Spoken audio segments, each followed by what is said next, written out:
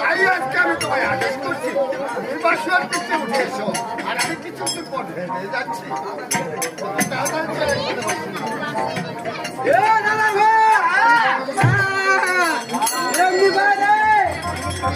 একদিন বড় দিন আসবে, আজকে ওই দিনটা মনে আছে। কি বলছে শোনা বলছে বাবা নারদ, আমি তো প্রতিদিন বাসুয়ার পিছিয়ে করতেছি, আজকে তুমি চলো, এটা তোমার সুযোগ সুযোগ। এতদিন যখন খিলাই